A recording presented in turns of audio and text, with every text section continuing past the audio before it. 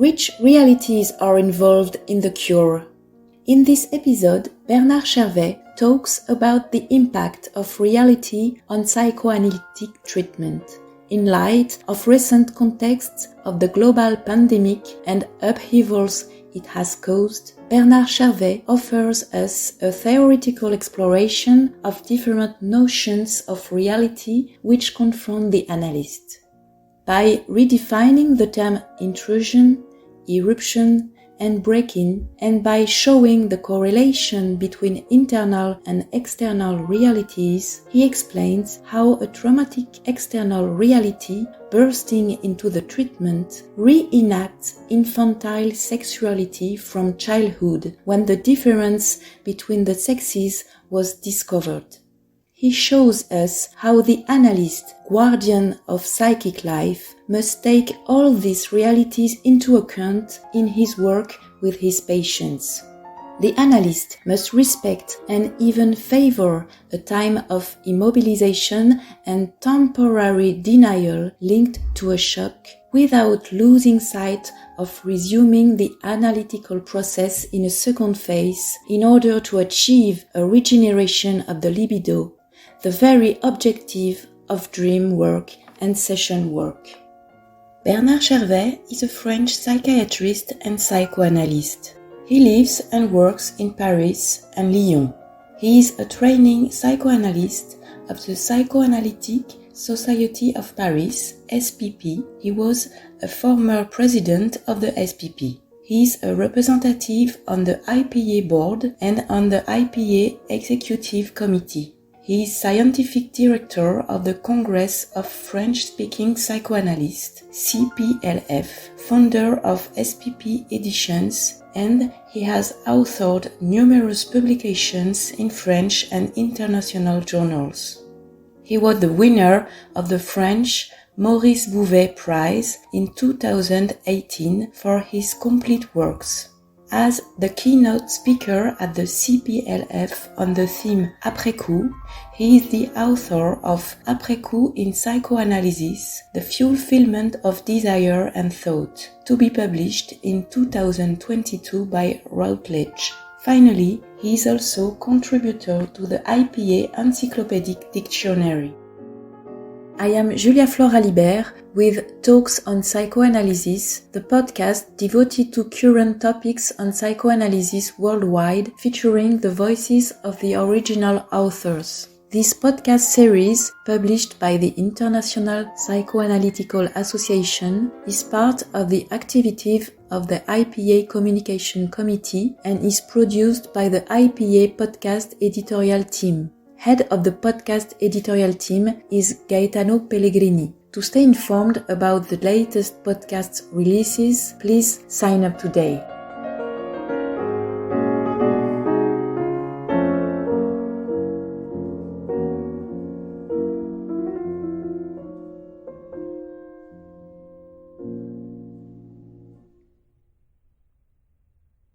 The impact of reality on the psychoanalytical treatment and on the work of renunciation of the patient and the analyst, which are the realities involved in the cure.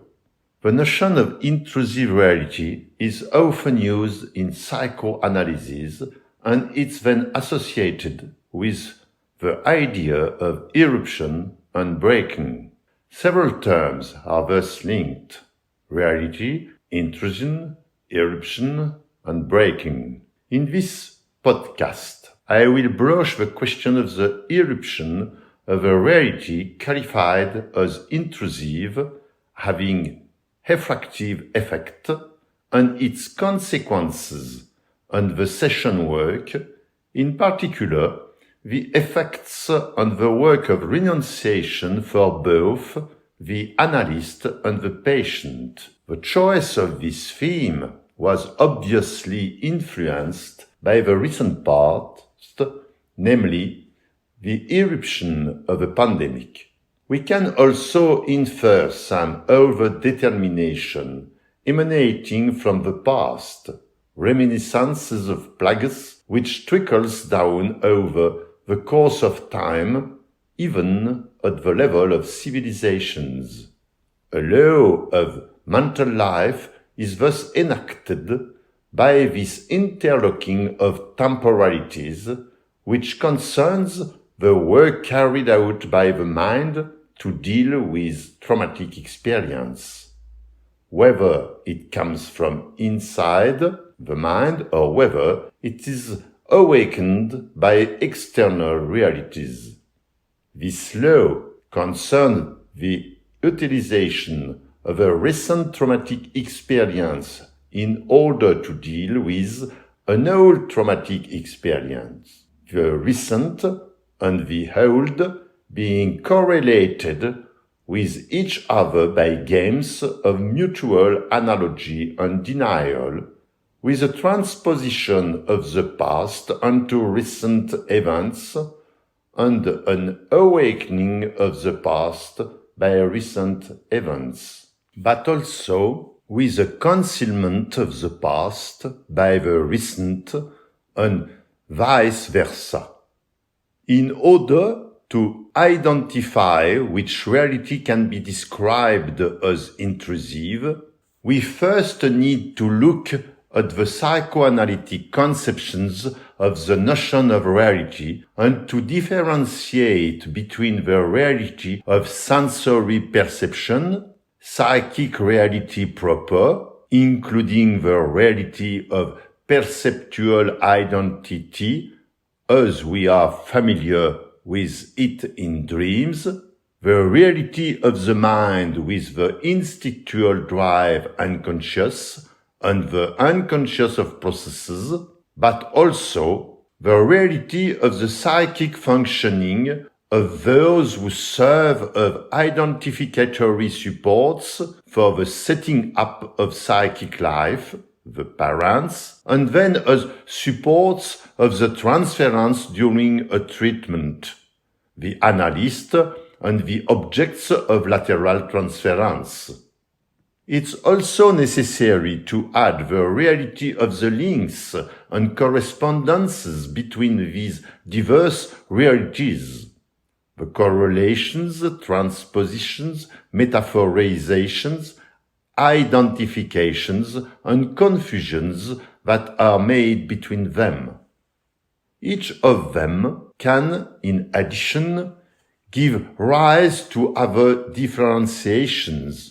For example, the sensory reality of perception can be broken down into tangible reality and the reality of lack. The first, the tangible reality, gives rise to traces that are capable of becoming things presentations, while the second, the reality of lack, is at the origin never of traces nor presentations. It therefore calls for a work of thought with its emotional and sensual feelings. Both these realities, tangible reality and the reality of lack, are referred to by specific words in language, but the reality of lack is heterogeneous with the linguistic signs referring to it. Language, in itself, introduces a potential for denying the reality of lack. Due to the very fact of its positivity as a sign, the sign zero denies the reality of zero. Idem with the discourse on negativity, erase, and extinction. We are touching here on the insurmountable limits of language. With regard to the lack, all language is a negation. Other differences concern the realities of which the mind is composed: psychic reality, consisting of imaginary productions, fantasies, and formation of the unconscious, and the reality of the mind, consisting of the drives and processes at the basis of psychic work and identifications with others that inhabit us. At the heart of all these differences, the key difference within the mind is that which exists between the regressive tendency of the drives toward extinction and the tendency to produce psychic contents under the aegis of an imperative of registration. Correlation exists between these various realities. Sensory perceptions are used by the unconscious components of the mind. Thus, the imperative to construct psychic contents utilizes tangible realities, while the extinctive tendencies are transposed to the perceptions of lax. This key difference within the mind is classically approached in psychoanalysis by means of the sensory reality onto which it is transposed, in this case, the difference of the sexes, which in fact combines two pairs of differences, the feminine-masculine pair and the pair endowed-unendowed. I am well aware that I am presenting you with a high degree of complexity, but it is necessary if we want to broach the notions of intrusion, effraction, and irruption. Thus, transposing what is endogenous onto external sensory reality allows us to give greater complexity to the title given by Freud to his article of 1925, Some Psychical Consequences of the Anatomical Distinction between the Sexes. The opening of our eyes toward the difference of the sexes, its awareness, take place after transposition of the internal difference between the extinctive tendency and the imperative of registration and the anatomical reality of the sexes. Like the Oedipus complex, this opening of the eyes occurs for reasons that are above all internal, and according to a temporality that is specific to them, consisting of various moments of denial, feelings, causal theories, misrecognition, and recognition. The initial denial is shattered in successive stages, during which it is replaced by psychic work, which ultimately makes possible the discovery of the said difference of the sexes. The title of Freud's above-mentioned article thus becomes Some Psychical Consequences of the Transposition of an Endogenous Difference onto the Difference of the Sexes at the anatomical level. There are links between denial, the shattering of denial, transposition of the internal onto the external, an intrusion breaking in of the internal by the external, but also a breaking by an intrusion coming from the inside. The experience of effraction, therefore, accompanies every shattered denial, and the traumatic quality that accompanies it depends on whether or not the mind has the possibility of realizing a psychic work of latency. Theories of trauma that incriminate external reality alone and that conceive traumatic experience as a trauma of external origin are at the root of phobias. The externalization of the unconscious internal realities is the first stage of the process of après-coup, a two-stage process realized by the mind in response to traumatic experiences. This first stage produced all phobias since the childhood. This dynamic is then replaced by a latency and a regressive work of the latency. This transposition onto an external tangible reality is accompanied by a causal theory attributing this external reality with the responsibility for the traumatic experience. This is the first stage of the psychic elaboration of the endogenous difference. The later utilizes the two differences forming the difference of the sexes, the pair feminine-masculine and the pair tangible-lacking.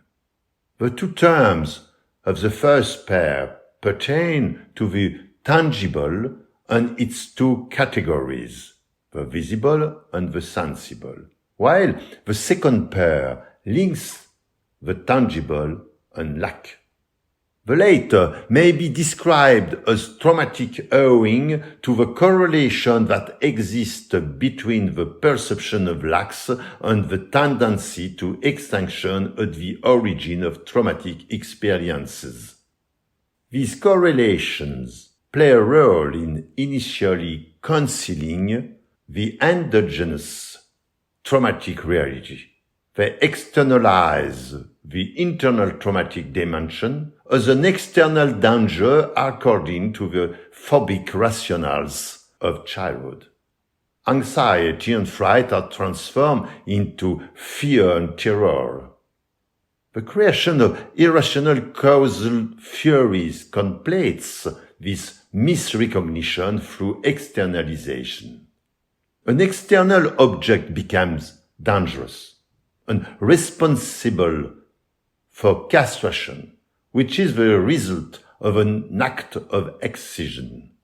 This is the function of infantile sexual theories, namely, to provide explanations concerning the origin of lacks.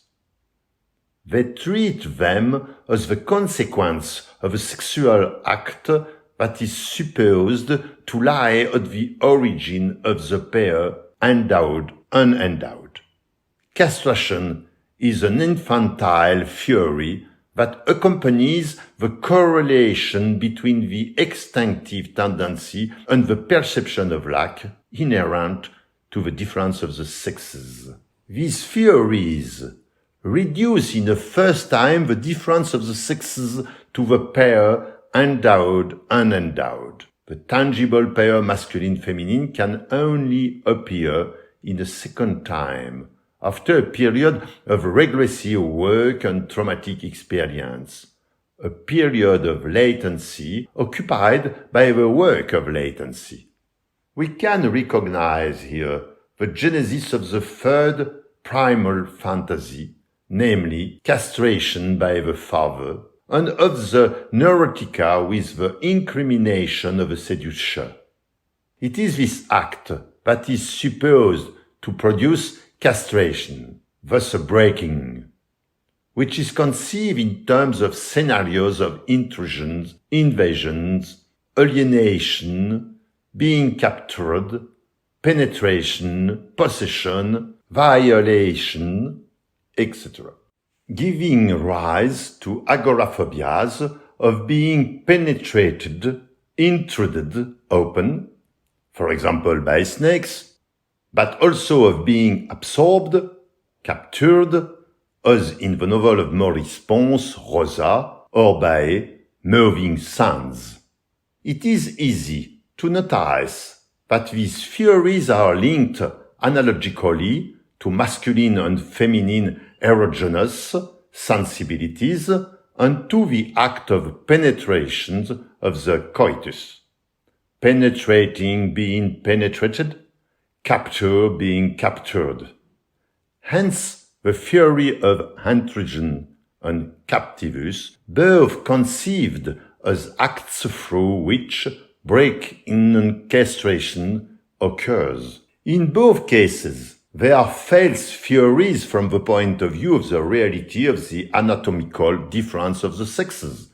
This is not the result of a castration, but these theories express the psychical truth at grips with the traumatic dimension of extinctive drive regressivity. What we see in the first stage of après-coup is the sexualization of the traumatic factor, which has the value of an hallucinatory wish fulfillment, an assumption of jouissance. Moreover, if castration is a consequence, it is possible to act on the cause. Subsequently, the denial of the traumatic factor's reality will be broken. In the meantime, the detour through the infantile sexual theories will have taken place. External reality first has an animistic value. It is a drive representative. Waking perception and onieric perceptual identity being undistinguishable. Then, later on, external reality is conceived as an obligation to carry out a drive renunciation. This sexualization is a necessary detour in order to be able to recognize the existence of the endogenous traumatic reality as such, whether or not it is induced by external reality, and to recognize the work that it requires. This recognition is the true principle of reality. It consists of a renunciation involved in any test of reality.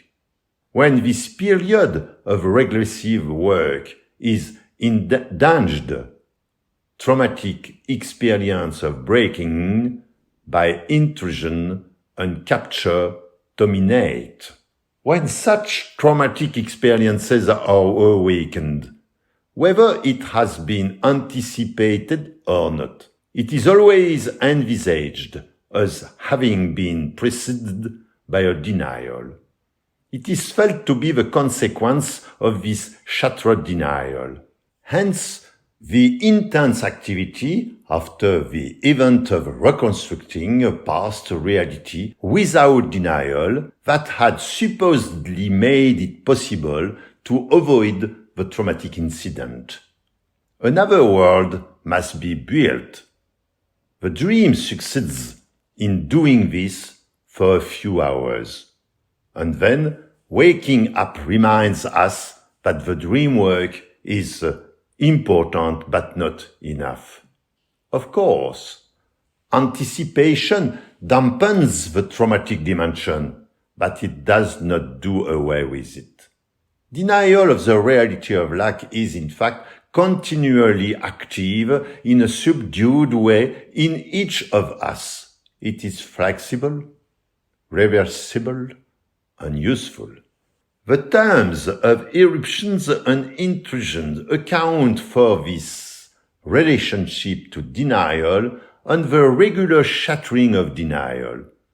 The first shows that an anticipation should have existed, while the second introduces a theory about the origin of traumatic experience.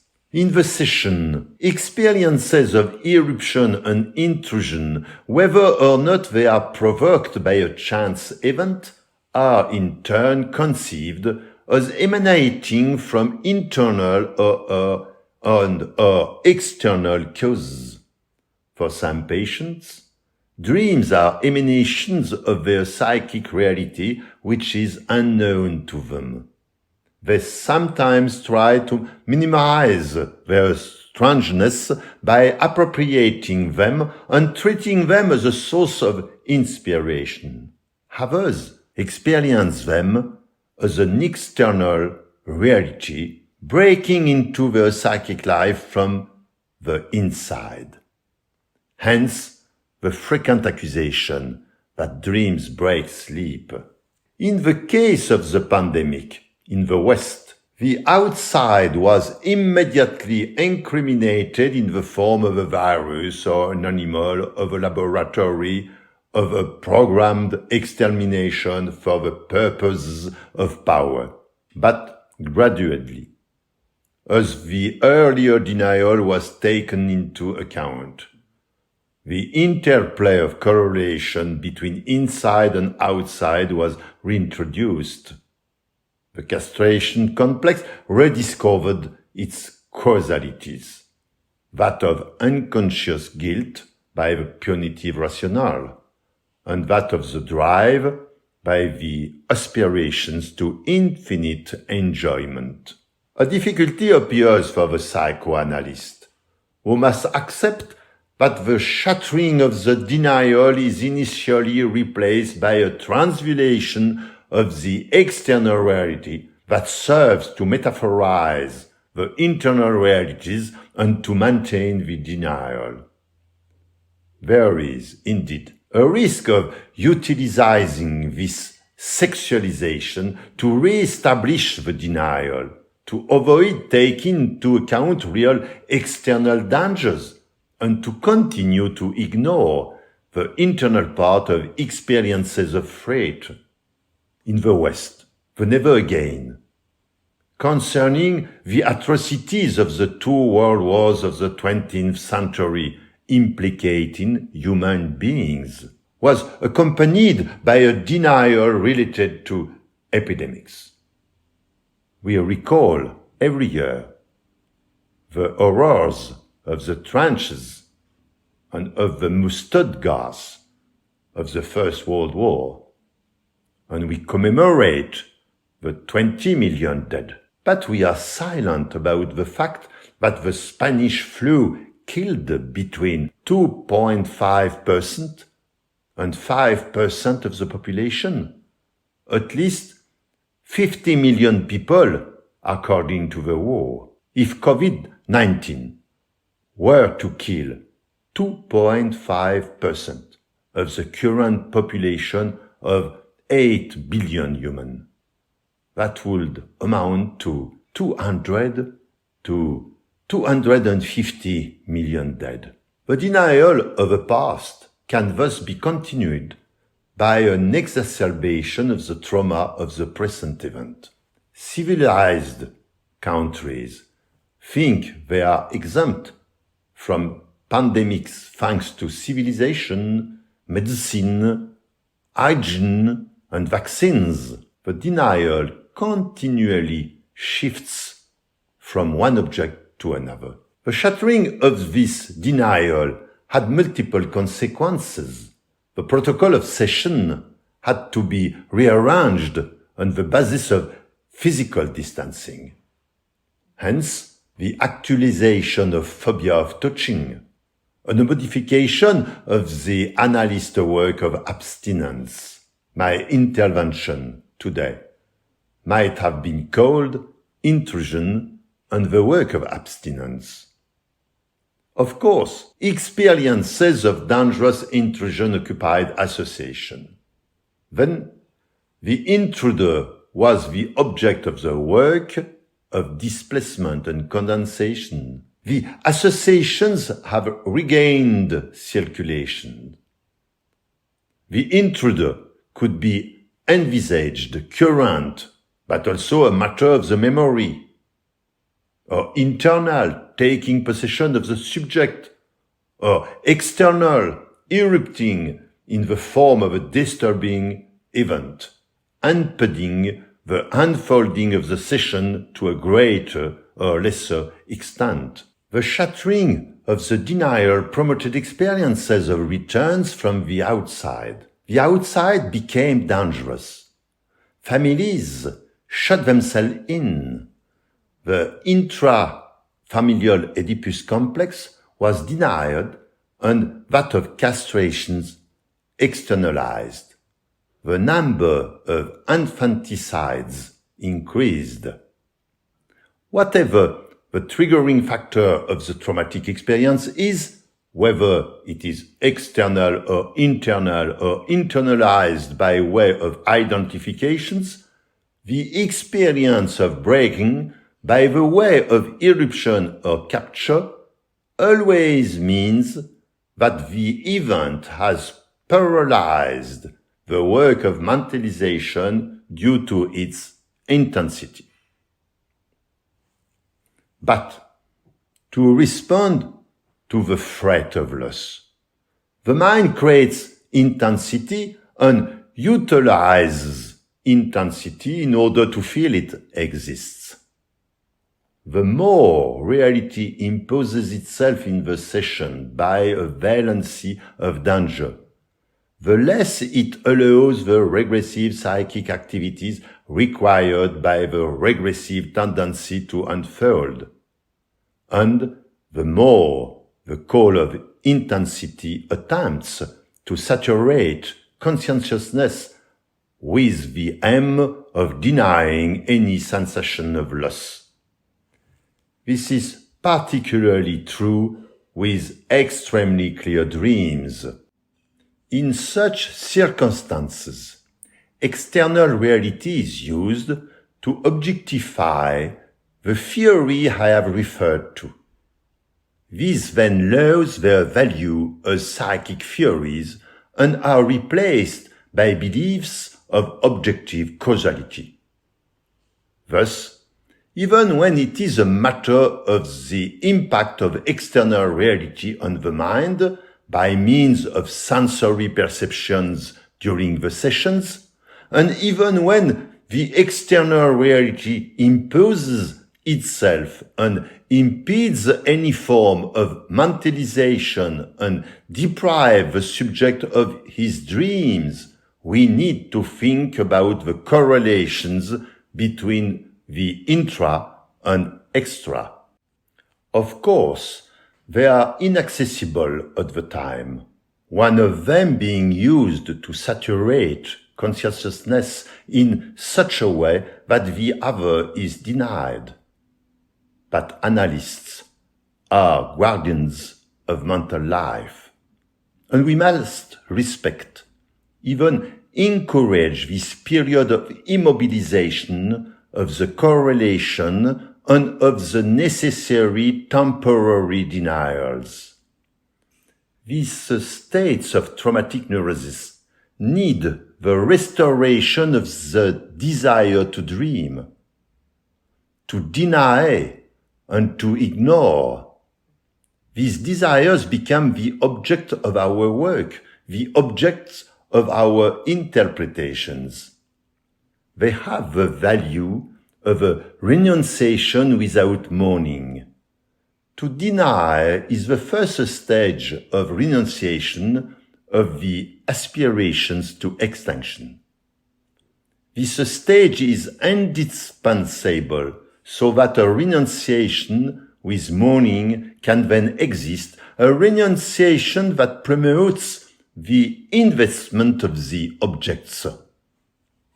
It is therefore necessary to allow the patient to find the time needed for this immobilization to yield and to be replaced gradually by moments of latency in the service of the regressive psychic activities of passivity, including dreams, until the process of après-coup is realized. Of course, these remarks refer to other very specific situations, in particular the torture that hounds a subject into the corners of his masochism, depriving him of latency, sleepings, and dreaming, to the point of obliging him to resort to solutions beyond the pleasure principle. We also meet genocidal rationales, incessant and harassing pursuits, and privation inflected at a rhythm that prevents any process of renunciation. This situation also evokes fortuitous private circumstances in which a subject finds himself confronted with successive bereavements at a rhythm exceeding his capacities for mourning. The process of après-coup can no longer fulfill its mission, which is to modify the regressive economy and its extinctive tendency, and to use it in order to register in the mind a share of new regenerative libido, a bonus of desire,